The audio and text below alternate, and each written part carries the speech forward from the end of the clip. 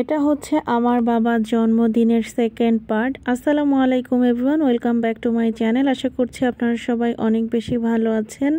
আমি আলহামদুলিল্লাহ ভালো আছি। গত ব্লগে আপনারা দেখেছেন যে আমরা খলিলের বিফ হোটেলে খেতে গিয়েছিলাম। তো ওখান থেকে খাওয়া দাওয়া করে আমরা মাত্রই বাসায় এসেছি। তো বাসায় এসে জারিফের বাবা যে কেকটা এনেছিল, তো সেই কেকটাই কাটার জন্য এখন আমরা রেডি। তো জারিফ আসলে খুবই এক্সাইটেড ছিল কেকটা কাটার জন্য। সে শুধু অপেক্ষা করতেছিল যে সে কখন কেকটা কাটবে।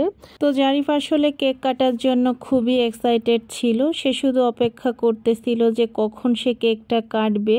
আর এখন যেহেতু সে একটু বড় হয়েছে, তো কেক কাটতে সে অনেক বেশি আনন্দ পায়। ছোটবেলায়ও অনেক আনন্দ পেত, তবে এখনকার অনুভূতিটা একটু বেশি। আর এখানে কেকের সাথে কিছু ফল আর মিষ্টি নিয়ে নিয়েছিলাম। বাসায় যেগুলো ছিল সেগুলোই, আসলে এক্সট্রা করে আর কোনো কিছু কেনা হয়নি। শুধু কেকটাই জারিফের বাবা জারিফের জন্য এনেছে।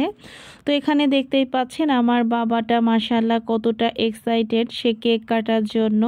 এখানে তাকে আমি বলছিলাম যে একটু সুন্দরভাবে বসার জন্য, জাস্ট একটু ভিডিও আর ছবি তোলার জন্য, কিন্তু সে আর কোনোভাবেই অপেক্ষা করতে চাচ্ছিল না। পরে জারিফের বাবাকে বললাম যে জারিফের কাছে গিয়ে বসার জন্য। তো এই যে দেখতেই পাচ্ছেন এখন জারিফের বাবাও এসে জারিফের কাছে বসেছে। আর তার বাবা তার কাছে আসার সাথে সাথে সে কতটা খুশি হয়ে গিয়েছে সেটা তো আপনারা ভিডিওতে অলরেডি দেখতেই পেলেন। তো আমার আজকের ভিডিওটি যদি আপনাদের কাছে একটুও ভালো লেগে থাকে, অবশ্যই আমার পেজটিকে ফলো করবেন। যারা আমার ইউটিউব থেকে দেখছেন তারা অবশ্যই আমার চ্যানেলটিকে সাবস্ক্রাইব করবেন এবং পাশে থাকবেন। তো যাই হোক, অবশেষে কেক কাটার মুহূর্ত চলে এসেছে। তো এই যে এখানে বাবা ছেলে দুজনে মিলে কেক কেটে নিচ্ছিল। আর এখানে আমি জারিফকে বলছিলাম যে হ্যাপি বার্থডে টু ইউ কলিজা। এটা শুনে সে খুবই খুশি হচ্ছিল।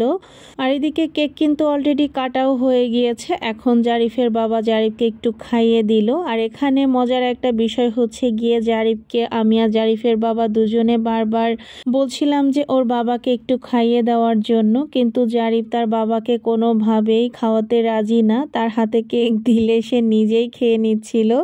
তো এই মুহূর্তটা দেখে এখনো আমার খুবই হাসি পাচ্ছিল। আর এদিকে তার বাবা তো তার কাণ্ড দেখে সমানে হেসে যাচ্ছিল। পরে অবশেষে অল্প একটু তার বাবাকে মুখে দেয় আর কি, মান সম্মানটা রক্ষা করেছে আমাদের।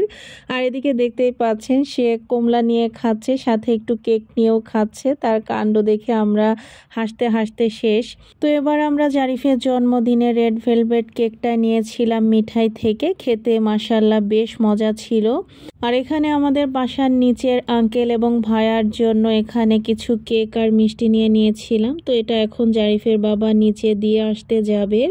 আর এটা হচ্ছে গিয়ে তারপরের দিন সকালবেলা এখানে মা এবং ছেলে সকালের নাস্তা ছিল এটা। এখানে আমরা আজকে সকালের নাস্তায় খেয়েছিলাম দেশি মুরগির ডিম আর কমলা। তো জারিফ তো আসলে সকালে ওটস খাই, তারপরে এটা খেয়েছিল আর কি। আর গতকাল রাতে যেহেতু আমরা বাহিরে খেয়েছিলাম, তো দুপুরে খাওয়ার জন্য তেমন কিছুই ছিল না। তো এখানে আমি লাউয়ের ডগা, আলু আর রুই মাছ দিয়ে রান্না করেছিলাম। তো এটাও খেতে ভীষণ মজার হয়েছিল। তো এখন হচ্ছে গিয়ে শেষ বিকেল, দেখতেই পাচ্ছেন আজকের সূর্যটা দেখতে মাশাআল্লাহ কি যে সুন্দর লাগছিল, যেটা আমি আপনাদেরকে বলে বোঝাতে পারবো না। ছবির থেকেও বাস্তবে অন্যরকম সুন্দর লাগছিল। সাথে আমার বাগান বিলাস তো আছেই। তো আপনাদেরকে আমার বাগান বিলাসের ফুলের অনেক অনেক শুভেচ্ছা জানিয়ে দিলাম। আমার বেলকনিতে এসেই বাগান বিলাসের ফুলগুলো দেখলেই আমার মনটা ভালো হয়ে যায়। তো আমার বাবার জন্মদিনের কেক কাটার ভিডিওটা আপনাদের কাছে কেমন লেগেছে অবশ্যই কিন্তু কমেন্টস করে জানাবেন। আর আমার বাবাটার জন্য সবাই অনেক অনেক দোয়া করবেন। আর আজকে রাতে জারিফের বাবা আমাকে এই চকলেটটা গিফট করেছে, ছেলেকেও একটা অবশ্য করেছে। তো মাঝে মাঝে কিন্তু আমার হাজব্যান্ড আমাকে এরকম পছন্দের অনেক কিছুই গিফট করে। আপনাদের কি করে অবশ্যই কমেন্টস করে জানাবেন। তো এটা হচ্ছে গিয়ে বাহিরের একটা চকলেট, আমার খুবই পছন্দের। তো আজকের ভিডিওটা এই পর্যন্তই। সবাই ভালো থাকবেন, সুস্থ থাকবেন, আমাদের জন্য দোয়া করবেন। আল্লাহ হাফেজ।